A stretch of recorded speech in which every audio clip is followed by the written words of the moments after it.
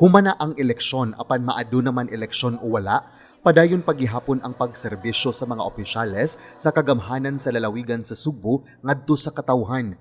Sama sa pagpadayon sa pag-apod-apod sa dasig Sugbo cards ngadto sa mga pamilya kansang mga panimalay na daot sa miaging bagyong Odette. Kaniadtong Biyernes, Mayo 20, kapin sa 24,000 kadasig Sugbo cards nga nagkantidad tanan og 84.4 milyones ka pesos ang giapod-apod sa mga lungsod sa Barili, Pinamungahan ug Balamban nila ni Gobernador Gwen Garcia, Deputy Speaker Pablo John Garcia ug giabaga nila ni Bukal Tata Corominas Toribio ug Jimbo Borgonia ug mga mayores sa maong mga lungsod. Nindot pa man ta ipahuway human sa eleksyon. Pero niya si Governor Gwen kay dili siya makaako nga aduna pay daghang mga atong mga kaigsuon ng Sugboanon nga wa pa in taon nga hingpit nga nakabarog human sa bagyong Odette.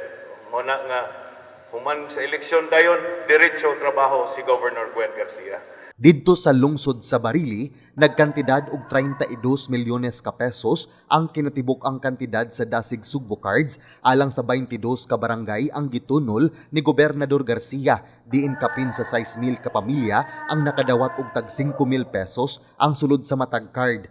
Ang 5,000 pesos alang sa mga severely damaged nga panimay. Sa lungsod sa Pinamungahan, giapod-apod usab ni Garcia ang alang sa 11,000 ka mga pamilya nga nagkantidad tanan og 34.7 milyones ka pesos nga alang sa mga partially damaged nga panimay.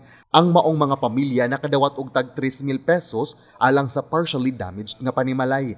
Sa susamang adlaw, katapusang giadto sa mga opisyalis sa Kapitulyo ang 28 ka barangay sa lungsod sa Balamban, diin giapod-apuran ang 6,000 ka mga beneficiaries ug tag 3,000 ang kantidad sa dasig Sugbo cards alang sa partially damaged nga mga panimalay. Gibalik og pahimangno ni Garcia ang balor nga anaa sa mga dasig Sugbo cards nga gastuon kini alang sa panginahanglanon sa matag pamilya nga nabiktima sa bagyo. Kay di man kwarta ilarga ngadto sa silingang probinsya kay adto gastuha. Kining kwartaha nga gikan sa probinsya sa Sugbo anhi gayud gastuon pagtabang sa mga Sugboanon ug di lang kana pagtabang usab sa ekonomiya sa Sugbo. So diining paagiha atong mapun-an ang atong pakigbisog sa tanan natong giatubang nga mga hagit. Nauna ni ini, giduaw usab ni Garcia ang una ug ikaduhang distrito aron iapod-apod ang mga nahabilin nga mga dasig Sugbo cards sa mga beneficiaries nga wala pa makadawat. John Fredson Granada, Balita sa Sugbo.